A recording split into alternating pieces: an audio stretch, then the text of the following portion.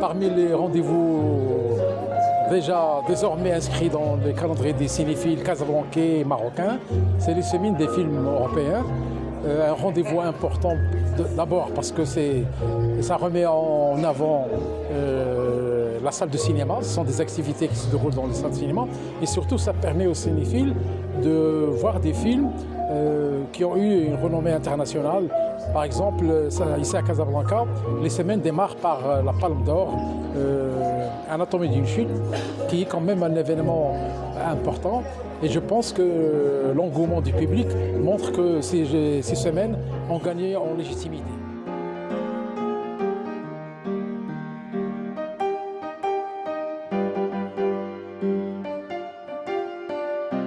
Nous sommes profondément émus d'être aujourd'hui dans l'inauguration de cette 30e édition des Semaines du film européen. C'est la 30e édition.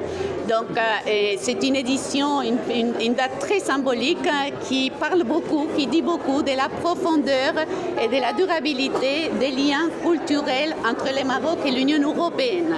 Nous devons cet succès de 30 éditions depuis 1991 et fondamentalement au public marocain, un public qui année après année, génération après génération, nous est resté fidèle et pour lesquels nous faisons chaque année une programmation de la plus haute qualité. Nous nous efforçons chaque année pour venir avec une programmation très exigeante, une programmation qui est faite sur la base d'une sélection très complexe des meilleurs films qui ont été produits en Europe, dans l'Union européenne, et donc qui ont été à la fois primés dans les grands festivals des cinémas européens.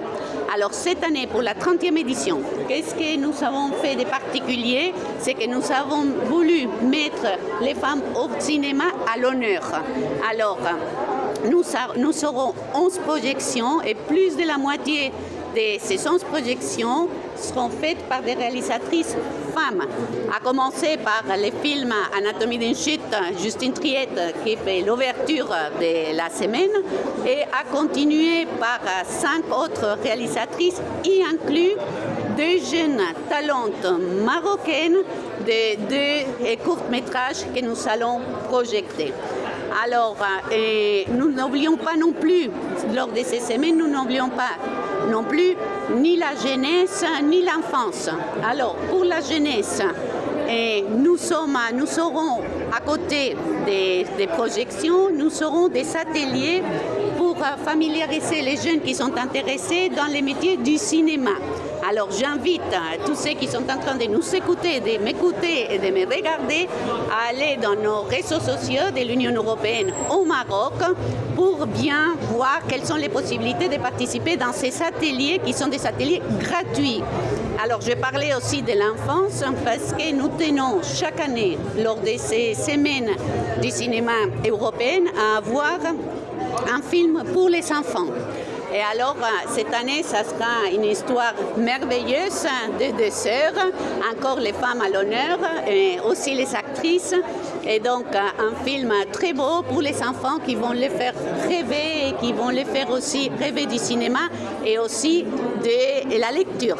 Et dernièrement, je voudrais dire que cette semaine du cinéma se place dans un contexte d'une action de plus en plus renforcée de la culture dans notre partenariat de prospérité partagée entre l'Union européenne et le Maroc. Nous avons cet flagship event qui est les cinémas. Nous avons les Jazz au Sheila qui se célébrera cette année le mois de mai à l'occasion de la Journée de l'Europe. Et nous venons de lancer un grand programme, une grande initiative pour travailler avec le Maroc dans son grande ambition d'avoir les industries créatives et culturelles, avoir un rôle plus important dans l'économie. Et encore, nous pensons que ça sera une belle opportunité pour les jeunes, pour des opportunités de création d'emplois pour les jeunes. Donc, toute une coopération culturelle qui est solide et qui se renforce et dans laquelle on va continuer à investir avec nos partenaires, fondamentalement les ministères de la communication, de la jeunesse et de la culture, la Fondation Ali Sawa, la Fondation Kiba et d'autres partenaires du Maroc.